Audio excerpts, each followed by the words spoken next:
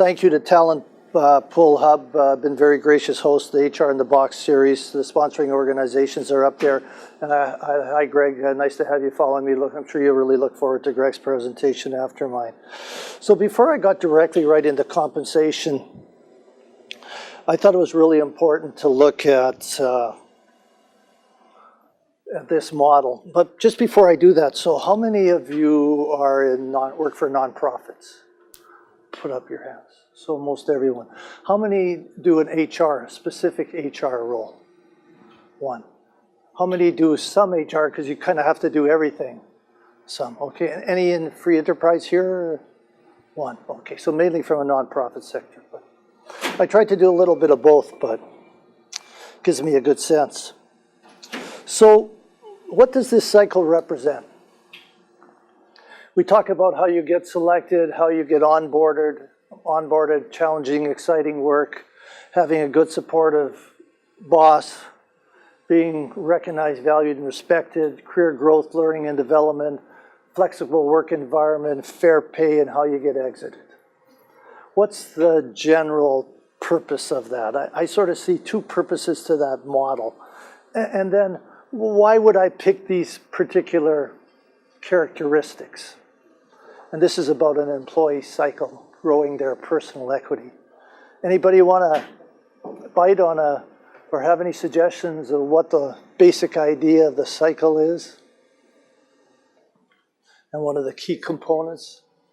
It's an excellent comment, especially the very first one you made about it's your journey from the day you start the organization to either the day you leave, or it's never been mentioned before when I show this model a few times, the day you could go into another internal transfer into another position, which is an excellent comment.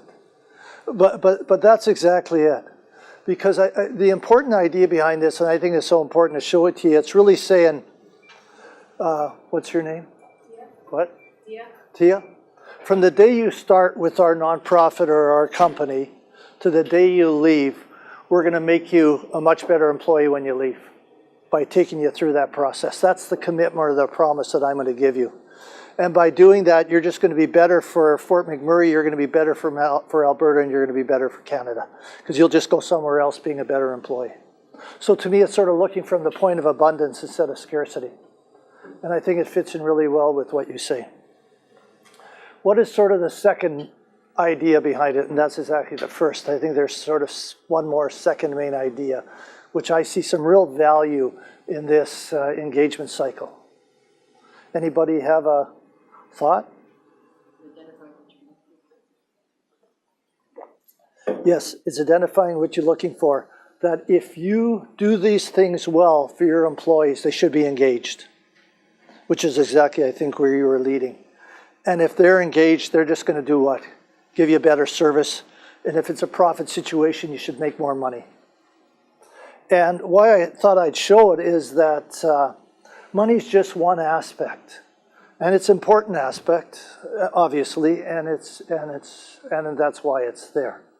But is there anything I'm missing? And why did you use just these ones? And I'll show you that. And I think it's a really important thing that almost should be in the middle of this, and that's culture. I think in everything you do, you want to try and have a culture that represents positive things that you want to try and do, like the culture that we're going to really show respect in the organization. And if we say that we're going to have a work-life balance, you don't all of a sudden start with a company in the first 3 months you work 80 hours of overtime. So what we say is and how we act. So I think that's what makes culture so important. So let me show you why. This is a terrific book by two ladies called Love 'Em and Lose 'Em. And in 2008, they talked to 17,000 employees. And Greg, these were the main ideas that they came up with for why people stayed with organizations. And take a look at that, because I'm going to show you one following from the same two ladies when they came out on another book in 2014. So if you can see a few differences. But if you notice that exciting, challenging work is felt the most important thing that people want. right through learning and development, why you're here today, working with great people, and pay's important. It's right up there, which is a bit of our talk today.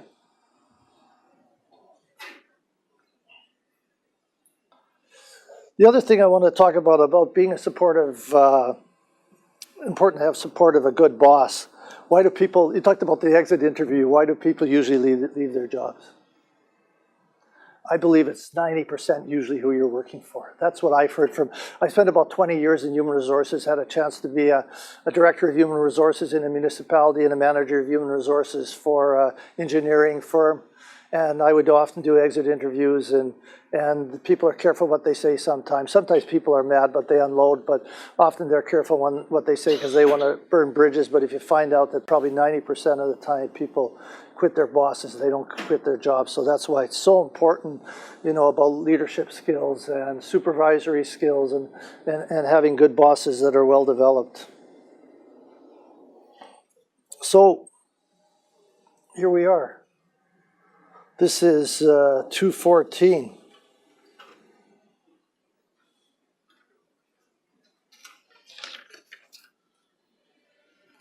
So fair pay still up there.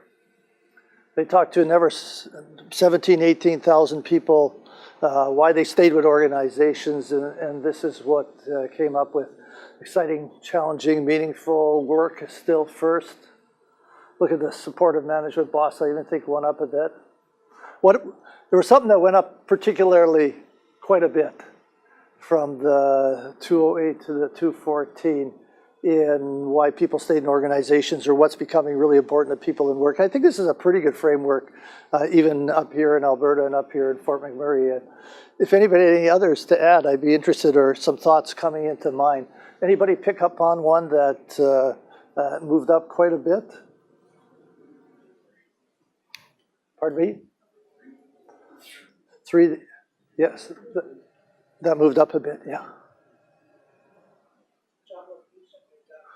Job location moved up, yeah.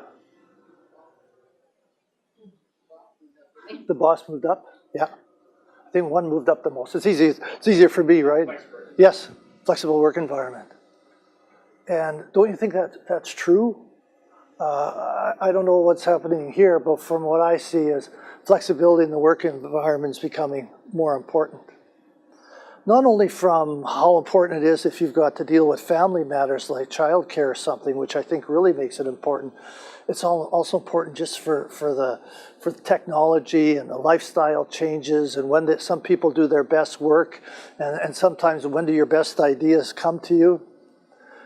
Well, if I ask that question to everyone here, when did your best idea, if you had a difficult problem, when did the best idea come to you? Or when have you thought you've come up with some good thoughts or ideas?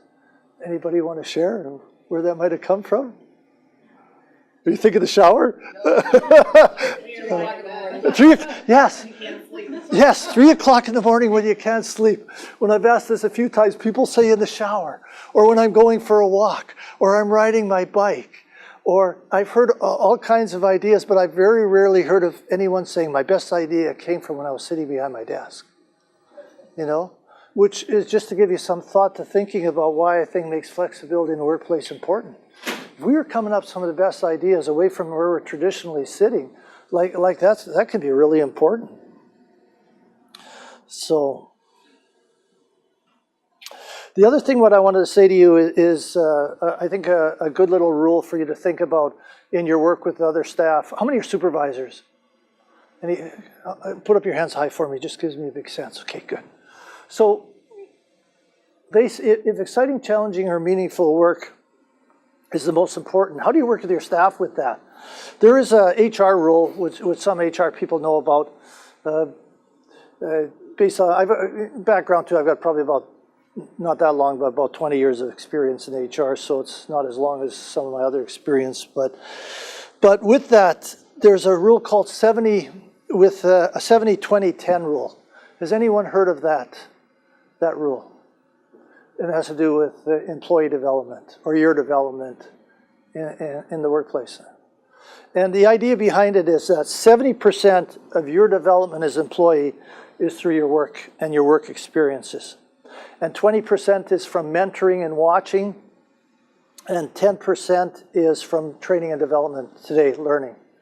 So what it really means is we're often thinking with our staff that we're going to help them develop with our training development, and I think sometimes we can think more of how we can help them develop in their actual work experiences. And we do that some. You know, we do that through a stretch assignment. You know what I mean with a stretch assignment, common term? Everyone familiar with it? So that would be, for example, like let's say you work in a nonprofit and there's 4 different levels, and the higher level is a more senior person. If you give a level 1, a level 4 work requirement to do, he's a good chance he won't do well or he'll fail, and it's not good for him in the organization because it was too far of a stretch. But if you move him from a level 1 to a level 2 and give him that experience, he might make a few mistakes, and we learn from our mistakes, but he should be successful or have a better chance of being successful. So I was thinking about the experience you give him for work. What was your name? Dan. So like say Dan's a supervisor and he gets to go into a meeting with VPs once a month, or with the board of directors once a month in a nonprofit, because you're always there. So instead of you going 1 month, you're going to get one of your subordinates to go. And not that you couldn't go, but you're going to go present my report, and it gives them an opportunity to get that experience. So he gets to see how the board works, he gets to connect with them, he gets to know it better, he gets to present the report, and it's a way for him to stretch and grow. So I'm using that as an example of trying to think about the 70-20-10 in your supervisory to think of a lot different ways that you can give your staff chances to grow through a mentoring program, possibly succession planning, possibly job shadowing. That little experience there I called a brief encounter. So some of those experiences, give them a new assignment that they get excited about. So I thought I'd share that with you because I thought you'd find that interesting.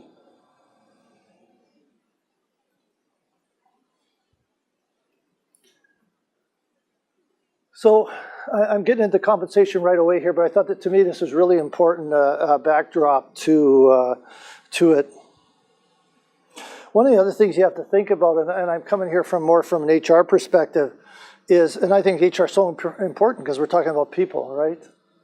Is that these are all the areas that HR covers or could cover. See anything missing there? Greg? Huh? And I thought that there might be quite a few HR professionals in here today because you know your audience, because I got some good information, but you don't know your audience. But the question is as you get involved with your organizations, you say, the main question we don't ask ourselves sometimes is, which of all these areas are we going to provide in HR services? Because if you're in a small nonprofit, can you do them all? Sometimes that's what's asked you almost. You might have to, right? And then you have to say, and then at what level do you do them at? And those are, I think, 2 really important questions that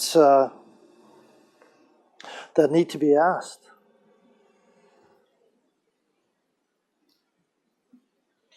So you could be just asked to collect resumes and give them to a manager and they do the hiring, or you could be asked to do the advertising, collecting the resumes, the shortlisting, give them the short list, set up the interviews, provide all the interview questions, do the hiring, do second hiring, maybe do some testing, do the reference checks, do the hiring letters, and the whole thing. And that's just one component of 20-some areas you saw there.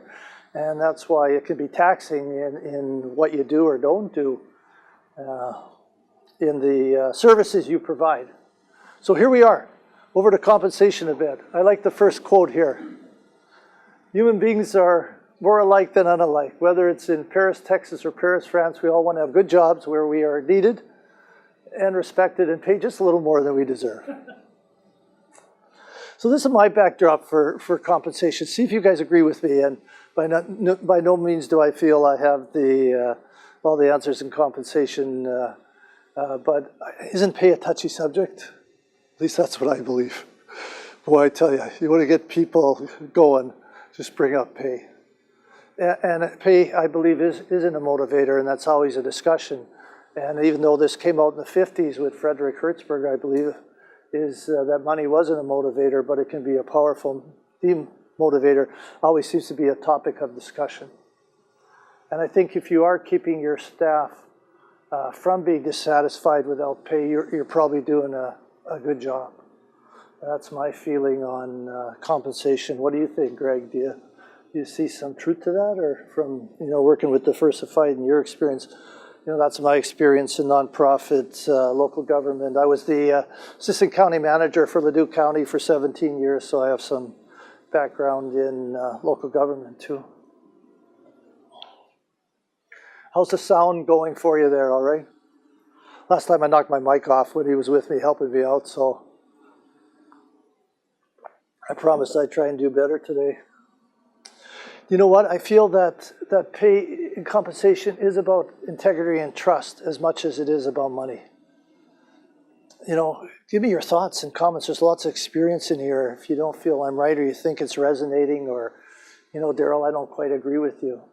I believe that a newly hired person, you might say, we saved a few $1,000s on the hire here and it's good for the budget. But if I think that new hire, and people are smart, they find out pretty quick where they're paid relative to others internally. And I think if they find out they're underpaid pretty quick, guess what I believe they do? I think they check out, right?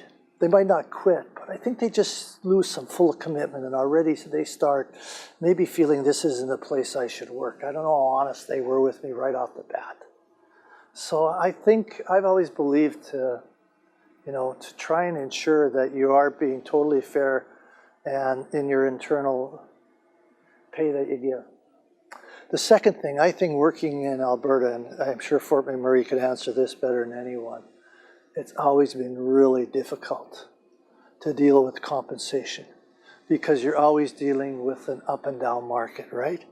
God, in the last 30 years, it's been like, wouldn't you like to work in Alberta where it's just more like this, But I know it was like the engineering I swear I walked in the morning one day, and here's the fellow who's our lead hire, and we have 6, 7 HR people, and he's running to see me. Daryl, we got to hire about 20 survey assistants right now, because we got the work, and I think this is about 210, And then I remember it was about 2:15 after Saudi Arabia mentioned about the oil prices going to go down in late 2:14, and my vice president come running down the hall and see me. Daryl, we're going to either terminate or lay off up to 20 people here in the next few days, so get ready, And it's like, oh boy, And what it can mean, it makes it difficult then so here's an example. Let's say you're in a nonprofit, you've worked for the company for 6 years, and it's taken you 6 years to get to your pay scale, and there's somebody doing a comparable position gets hired, and because the economy's so hot, you just can't get people, right? And so they got to pay that person just to get anyone at the same level as you when they just walk in the door, and they have to do that to get somebody because the service is required. But guess what? You're not very happy, are you? Because it's taken you 6 years to get there. And that happened to me with Leduc County. I remember that in the finance department, there's one of our best staff, and the finance director came into my office, assistant county manager, said, Daryl, Judy's not very happy. You're hiring this person. We just hired this person at the same salary she's getting. It took her 6, 7 years. I says, well, we've got to explain to her, Al, really clearly that we had to. That's just the way the market is right now. We're not having a choice. Or we're not getting anyone good, And then I think when the economy's cold, we often feel like a disposable commodity. Any thoughts? Am I saying anything of value? Is it, these things you've thought about? Is this worthwhile? Anybody have any comments? I'm not sure if I'm giving you something of interest or value, but I hope so.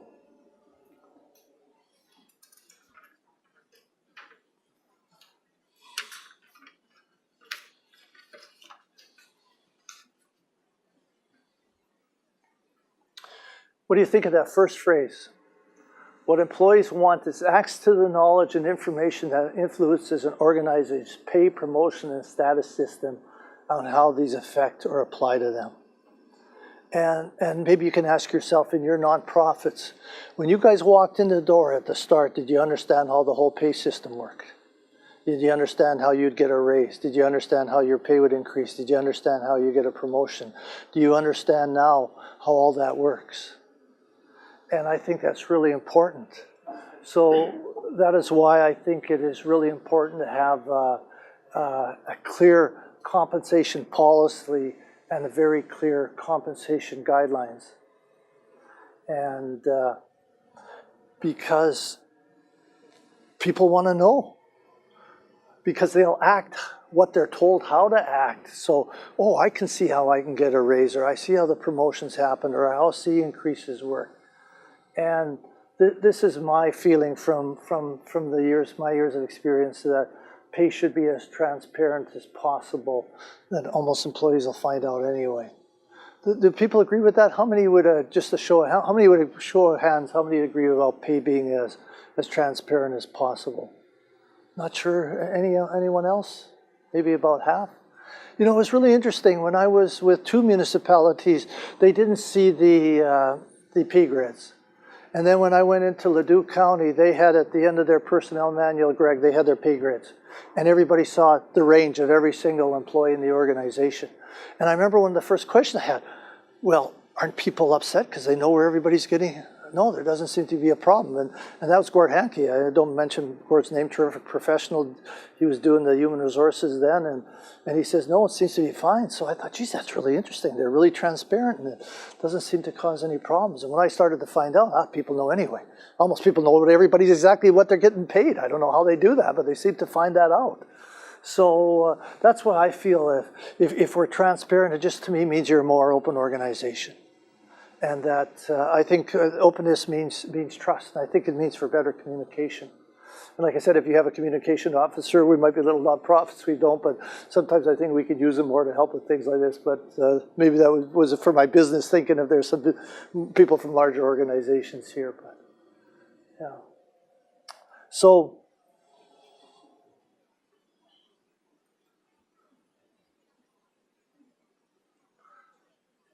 am I right on that? The board of directors made clear on if you have compensation philosophy and guidelines, that could be one of the advantages too. So because they're involved with your budgets, and they're involved, I think, with approving policies and budgets, and so then they would be aware. And how many use a job valuation system where they use a point system for determining your wages for employees? How many do that? Just one in the back, but. So it's not as relevant. Of course, that means that you have you get a point. It can work in different ways. You get a point system based on your experience, based on your education, based on your decision making, based on leadership, based on how many people you supervise, based on your budget implications. So you'll get various points for that: safety, working conditions, and the higher the points, the higher you're up in the organization with what you get paid.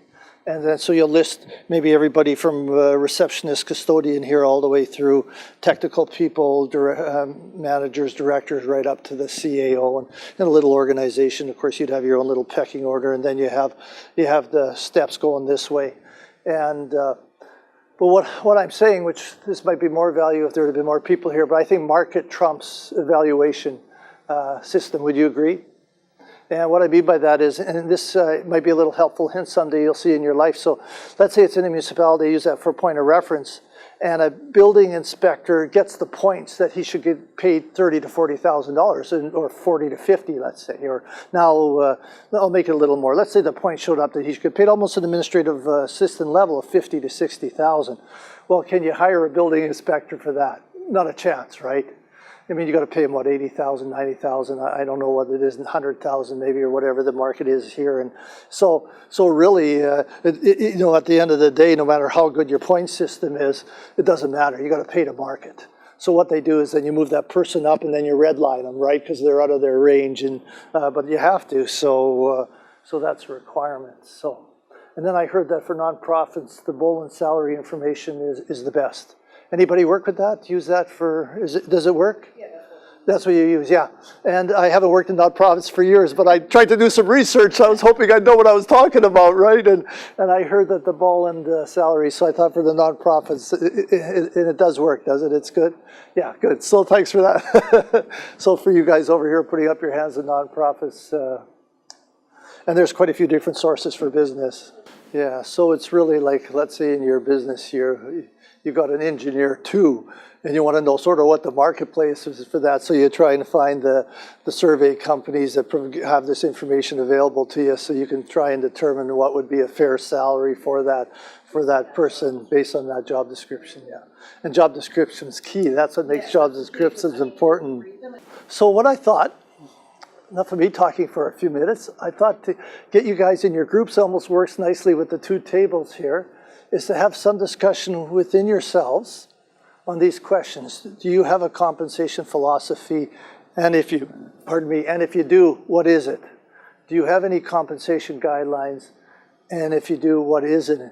If you don't, you can think of some things that could be part of that that might be able to assist you going forward. And there might not be a lot of it here, so I thought I'd take this to the next slide. I was thinking of showing it after, but I might show it now. So your compensation philosophy would be, do you want to lag? Do you want to lead, or do you want to pay at market average? So it would be in your organization. What would be your organization? Can you share? Or? Sure. So there's one of your guidelines right there. You start right in the middle. Yeah. And we use the Northern Alberta. Yeah. What would be your company? Are you willing to share? What is it? So for Few Social, to me they'd say, just philosophically, do we want to pay everyone on market average, or do we want to pay them? Do we want to pay higher than market average? We want to pay, of the other nonprofits that work like us, we're going to pay 10 or 20% higher, just because we want to, because we believe we'll be able to attract better candidates and therefore better service. Do we want to play market? Do we want to lag? And then in your compensation guidelines, here's why it's important for guidelines. How does the pay work that I talked about? Do you give cost of living increases every year? Is that your standard that you want to do? Do you want to give a merit increase? And how do you get the merit increases? Do you give bonuses? And there could even be for nonprofits. I heard some places are starting to put bonuses. Anybody have bonuses for nonprofits? One? Yeah. That's an innovative idea of possibly thinking how you might be able to do a bonus in a nonprofit. Do we give a retention incentive for length of service? In other words, you stay here 10 years, we're going to just pay you another $1,000 or $2,000 a year because you showed that 10 years of commitment. Do we do salary adjustments? And when do you adjust anyone? How much does a job change in the salary description?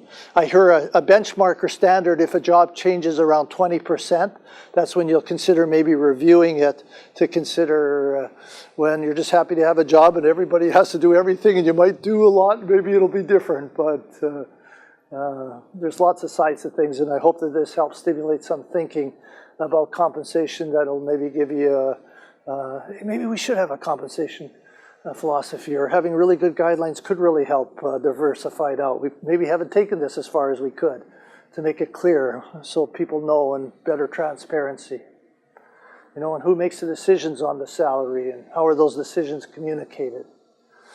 In your benefits package, does everybody really understand what the benefit package is? All right, so if you could discuss at your table, again, what you're going to discuss, what's your philosophy if you have one? And two, do you have any guidelines to go along with that philosophy? If not, maybe there's a few thoughts of what you could suggest, because what I'll call on the table and ask for a few ideas after. And I'll get this table together. Here, let's see, 1, 2, 3, 4, 5, 6. Maybe could you join them over there? There. So I don't know, is that clear for what you're looking for? Do you have a philosophy and any guidelines and any thoughts? If you don't, what might be, if any of this could help in what you could put together for your companies? So thank you. And we'll share ideas in a few minutes. Right. But it's still really important, right? Yes, flex days, having days. We'll grant you up to 3-4 days a year that you can use anytime you want to be able to do what you want, right? Yeah. And I have a few of those later. I'll probably go through this a little quicker again, not noting who my audience is, but this will hopefully give you something to think about for the future, for performance reviews. I have a different philosophy on performance reviews. I don't believe they should tie in compensation in any way. I think compensation should be a totally different discussion. And I don't think your performance review should have anything to do with the compensation you get. I think performance review should be to discuss these three things: the goals completed and your goals for next year, what training you need to help you develop your skills within the budget limitations that you have, and asking a number of state questions. And this is the reason why, and I'll give you some experience. Let's say that you have a rating scale. Somebody mentioned you have compensation based on your performance review. Let's say you have a rating scale that's 1, you're lousy, and 5, you're terrific, right? And I've seen this happen. So with a director in a municipality I says, well, you've got a 5, 5, 5, 5, 5, 5, 5, and a 2. So guess what he wants to talk about? The 2. And guess what we talk about the whole time? The 2. And guess what happens when he leaves? He's ticked off. He's not engaged because he got the 2 grade. Although I told him he had a 5, 5, 5, was almost an outstanding employee. And so I go, geez, I don't know if this is working. And then what happens is that I heard in one organization, somebody said, oh yeah, Daryl, I agree with you. We have 1, 2, 3s and everybody just gets 2s. Like that's how we deal with it. And then I know in another organization, they have somebody who's a director who is a really hard marker or hard grader. And so if your compensation is based on your director's evaluation, and another director who's a real soft one, so the one gives 4s and 5s, so his employees, the other gives 3, and it's based on merit, who gets more money? The people in this area. So is that fair when the employees are just as good? So I've found through my experience of being in the trenches with that, this is the other thing too. I don't want to be in a situation where I'm evaluating you with a numbering system. I just feel, I think on communication you're a 3. Decision making you're a 4. And I think you wouldn't want to be on the other side to hear me take you through a number of things with that. And I use this as an example. So let's say you go home with your partner, wife, and spouse, and say, "Dear." It is. It's so subjective. Yes, and dear, I want to. Exactly. It's so exactly. Managerial review at the same time by the employees, so it was a reciprocal feedback. Well, we could talk about some about that. I hate 360 evaluations, but so let's say you go home and you say, "Dear, we should kind of look how our performance is going, Say, let's talk about the goals we reached or didn't reach and the goals we have coming." That's probably okay. But then can you say, "Dear, now I think I'd like to rate you on a number of these things on a rating scale. How's that going over?" Not so good, right? So why do we do it at work? That's my feeling. So these are... I think the irony of it is there's a kind of management that are in larger corporations that are stuck with these systems. And I've been through so many reviews, and my manager loved doing them with me because I was one of the few that would actually question back and comment back. But they'd say, okay, so you got this number because this number is terrible and this number is not great, but even this number isn't the right number, but we have to use a numbering system. And there would be like this second conversation of this is how we actually feel. Yep. So what I see as good, Greg, and I don't know if others, we're changing. It's starting to move away from it. I saw in the last 5 years, we're starting to move away from the rating scales, and I think it's better. And we're starting to do more coaching. We're doing half-year check-ins besides full-year check-ins, and we're doing more coaching moments, and we're starting to get rid of the rating scales. Because I don't... Yes. Yeah. So that's great to do the goals and... Yeah. And people still have a work plan, they still have tasks that they have to do as part of the job description. So do you think it's still important to review how they're doing monthly, quarterly, on their actual job tasks? Oh, absolutely. Yeah. When you only have this, and you're still not measuring the task, then sometimes people can fall off track. I can't see. I was trying to go through. Where's the previous? Is it right there? That one? Yeah, very good question. Right there. Yeah, so to me, that's one of the most important, one of the most important things in a performance review is reviewing the goals. tasks that were done that year, and then what you got planned for next year. And you can have it part of a strategic planning process.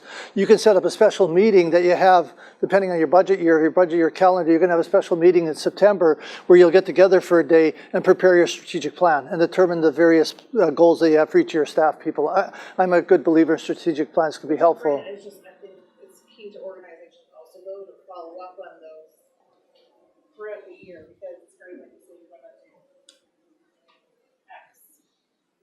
For when you build your strategic plan, that's not Right. getting done. How do you know it's not getting done if you don't? Or you don't check get it this for. Yes. Yes. Yeah. Yes. Can you please clarify what you mean by state budget? Yes, that's my next slide. Yeah. Thanks for asking.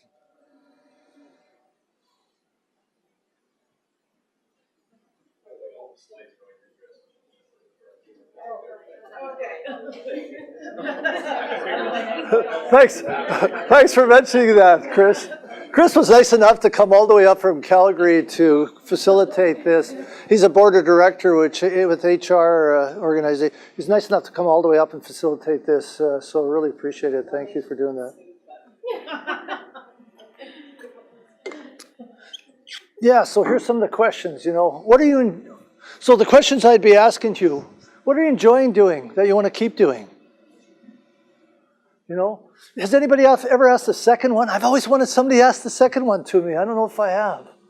Is there something that you, Chris, is there something that you accomplished this year you're particularly proud of?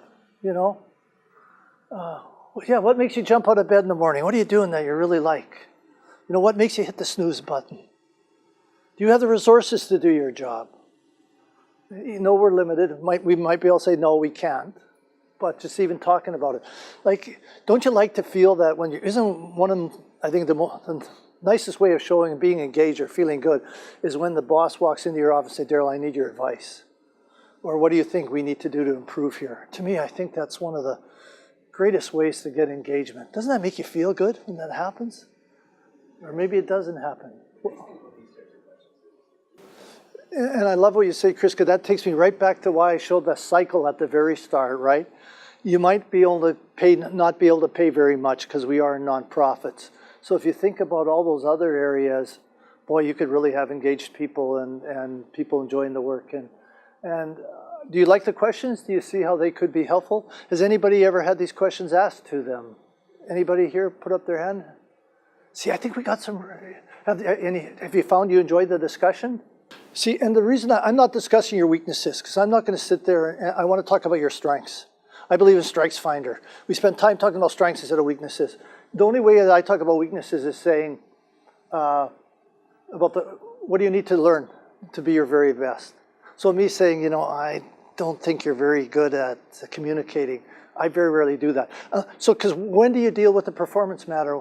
When do you deal with it? When it's happening, right? You don't wait to performance review at the end of the year. So that's why you don't want any surprises at your performance review. Anything that you need to deal with that you feel is inappropriate behavior, deal with it immediately.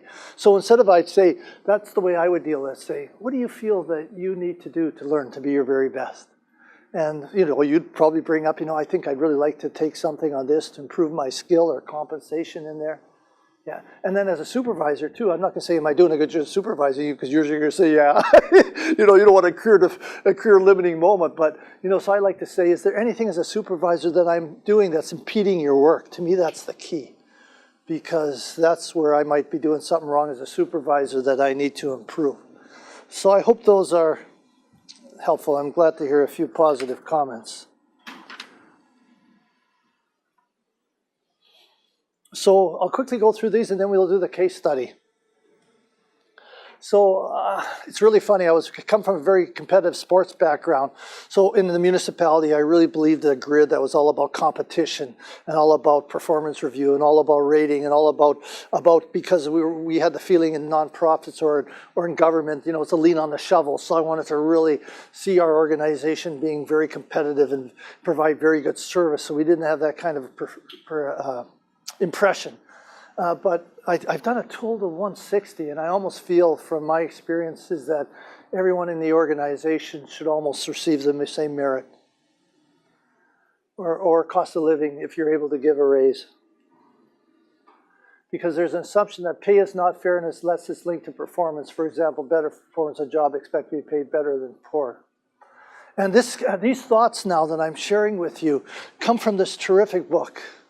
And it's called Abolishing Performance Reviews, but there's a really, what I call, innovative chapter on compensation. If you have any interest in compensation, and of course my talk is on compensation, innovative approaches. So I looked for quite a few places, and I remember that book from when I read it a few years ago, and I thought it had some real refreshing ideas on compensation that are different than many others, and there's a few of their ideas. And this is the reason why they say is that people perform well because they're intrinsically motivated. They want to provide value and make meaningful contribution. Regardless of money, each of us has a deep desire to do meaningful work. So I believe you either help weaker performance get better through training and through coaching, through mentoring, or if you found out that they're just a bad apple, I believe that they'll probably be better working for another organization. In a union situation, it might be different, but I've always surprised in non-union situations where people keep keeping a bad employee who's spoiling the whole barrel, and they don't make the decision to make the change. And I know it's hard to do it because they could have a family to put bread on the table, but. So here it is. So I'm just throwing out some ideas for you. A bonus system could be suitable, but here's my difference, Greg, is I believe that everyone should get a bonus. Like, sometimes it's just for management or directors, and I'm saying it more for business. Sorry, what's your name? Melody. Or Melody. But I believe everybody should get it, because then you're in it together as a team. I think there should be different levels that you get your bonus, though, because I believe your receptionist should get a bonus too, because she's in it together, but I don't think she's got the pressure on her that somebody at an executive level does with keeping the company going and being profitable. So I think that person should get a higher bonus. But I think we should all be in it together. Because to me, it's about team success. And you'll need some measurables, right? Now I'm not saying just don't measure profit, because then it's all about money. What I've read from, Collins is supposed to be one of the greatest experts in management and leadership. He did Good to Great and leading, how to lead visionary organizations. And he said in visionary organizations that keep going, they don't just talk about profit all the time. Those that just talk about profit will start not doing as well. And I know we're more nonprofit, but I have to throw that out there. So if you need a measurement of some sort, I believe, well, how do you measure? So if you're a nonprofit, it's how you're providing the service, and you talk to those people you're providing the service to, so they tell you whether you're doing a good job or not. That should determine even a nonprofit if you decided to have a little bit of bonus, and your own internal staff should be the second benchmark. So if you're in a nonprofit, you want to do a little bit of this. You can talk to your customers, your food bank who you're providing service to, or whoever, and your own staff, and that should determine if you wanted to put in a tiny little bonus. But there's a thought.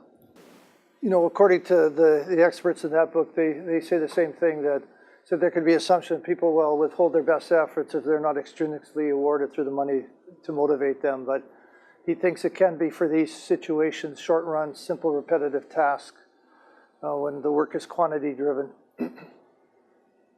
Here you are. According to Cones and Jennings, they indicate despite decades of intense research, there's little or no evidence that pay incentives can improve the quality of work performed in complex managerial or professional positions. They indicate most people's experience and volumes of research reveal that pay for performance schemes bring unintended, unhealthy side effects that severely undermine performance and organizational objectives. It's when you say do this and get that, sends a message that the task is not a value in itself, but just so you're getting something in exchange for it. But I'll go quickly through here because we're more nonprofit here. So here you are. You guys were talking about that during your break. So more compensation ideas. Implement more flexibility in the workplace. So I think your nonprofits, you can do that. And I think you can have some really good results.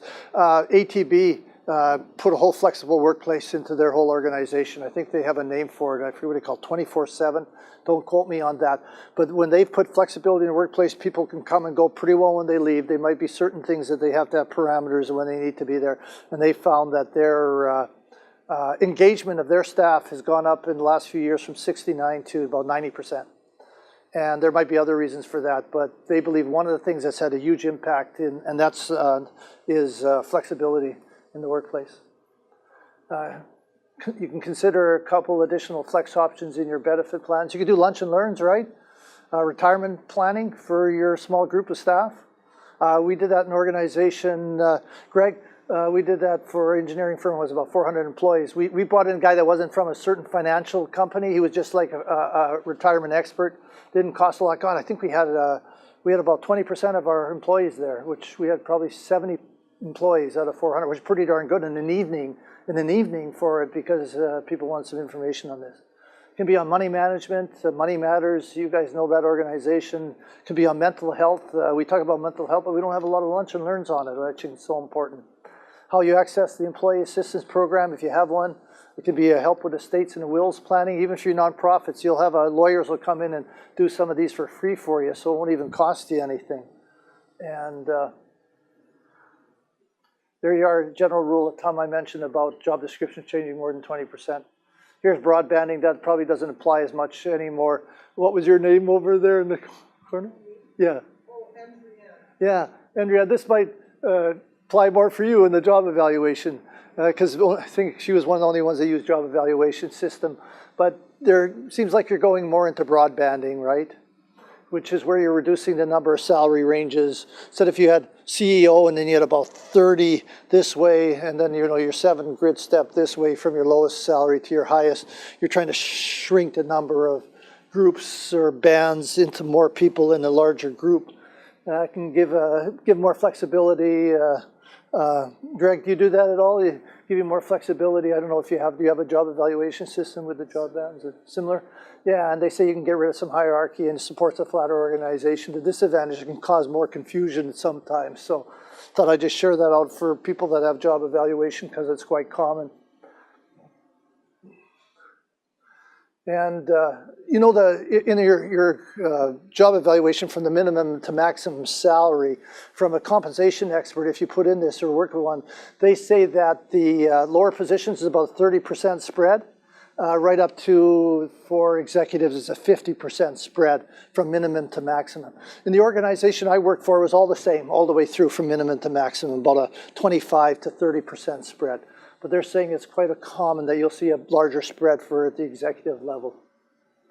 And there you go. You can do a survey for your staffs, what they value in benefits, and you can do that. You can hire a benefits consultant who will come in and evaluate your benefits, and it won't cost you anything, because that benefit consultant gets paid for whoever they reach out to help you with your benefit plan, which is Sun Life or whoever. And so what happens is, they might be able to suggest how you can change your benefit plan to suit your employees better, even in a nonprofit that won't cost you any more money, by just doing an adjustment. So I thought I'd throw that out there for an idea for you guys.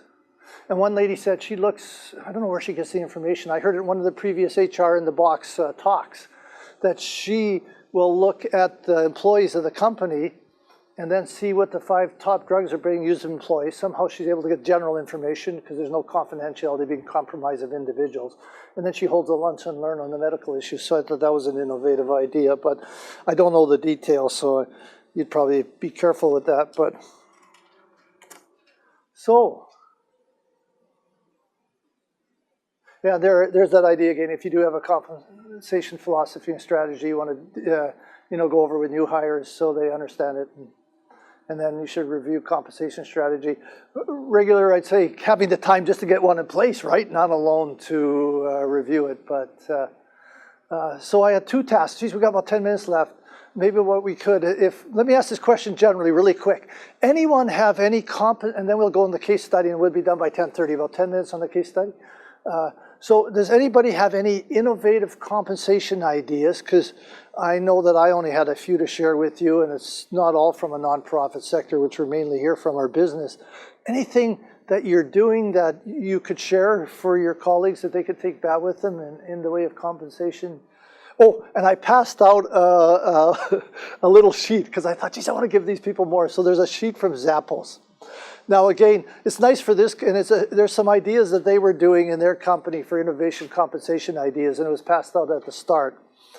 And so it's a takeaway for you. Just to stimulate some thinking.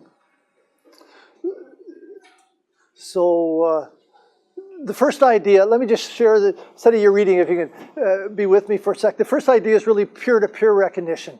You're seeing more peer-to-peer recognition through blogs and through the way people are starting to thank each other through the intranet or to each other. You're seeing a lot more of that. They've gone it a little step further there. They've tied some compensation that if you two guys are working together and you did something really good for him, then you can give him a $50 bonus or something. So that's what they've done. He's got a, he's always looking for the money. And the second one is a parking idea. And I like that one. You know what, did you ever do if you're ever with an organization, do a review of the parking. Oh my God. It's like land ownership. We did that in Leduc County, you know, and the director of finance had to do it. He was just changing a few parking stalls around. There was almost a war. I tell you, was that ever something? I didn't realize, you think parking stalls they're important. So maybe what you do, it's cold in FortMcMurray, they say it's hot in Las Vegas.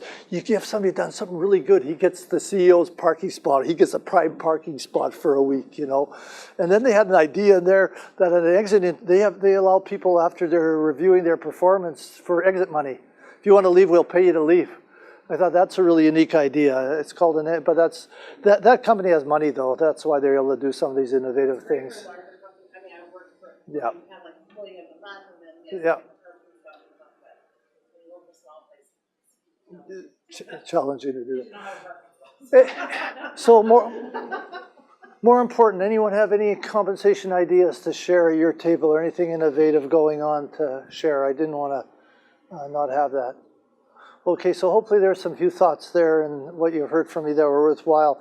I thought maybe we can quickly do the case study really quick for 10 and then I'll quickly review it with you and then we'll try and finish really quick at 10:30 because I want to make sure you have lots of time to hear Greg because he'll be great.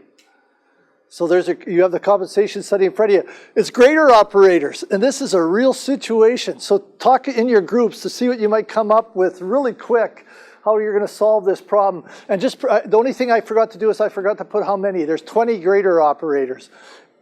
And this is what's happening in the situation. So real quick, you probably could have more time to talk about it. I can give you this situation. This is a true situation in a municipality. So the public works director walks into my office and said, all these grader operators are leaving. In this case, they could go on the Anthony Henday. And you go, roads are really important in rural municipalities, right? And you went, God, we lose all our grader operators. That's the heart of rural municipalities, roads. Where are you going to find them? Because at this point, I thought we'd give a heated economy instead of down commodity economies because it'd be more fun. And here's the other problem. The next day, the director of agricultural services walks into my office, and he worked for me. We had a really good relationship, but he goes, Daryl, you give those SOBs raises over there, you better give them to my men too. Okay. So now what do I do, right? Because it means if we just raise the salary for the grader operators, it blows all to hell our internal evaluation system. Or it means we have to change everybody's wages in the whole organization and levels and stuff, and then the budget implications. So there's the situation. So what do we do? So some thoughts. What did sorry, I don't know your name. Nicholas, what did your group come up? Were you over there? Or were you here? For this one? For this one, were you here? Oh yeah, what did your group come up with here for suggestions or thoughts? No, oh sorry, I'll just set the stage. In this case, it was a heated economy and they were at a shortfall. So what we were worried if they left, we wouldn't be able to get anyone. And that was the reality of it. But I know it's different than here right now. Yes, I think that's one thing that could help is to know that might be a short-term thing where you got to think about working for us being long-term. I think that was really good with one self-feature and finding out the reality of the situation, what I heard you say.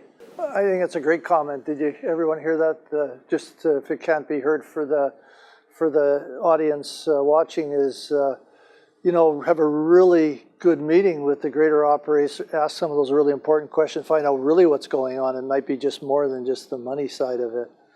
And we didn't do that, and we should have. But so the bottom line solution to it. Oh, first, anything else to add from the table here that I don't want to make sure that you guys had to share? okay, I should probably go, I'm over time already. So the bottom line, we ended up putting in a retention bonus system. So we started to put in a system that if you stayed with us for a summer, you'd get a few $100s. If you stayed with us for the season, at the end of the season, you'd get X number of dollars. I'll just throw it out, this won't be the rate, but $1,000.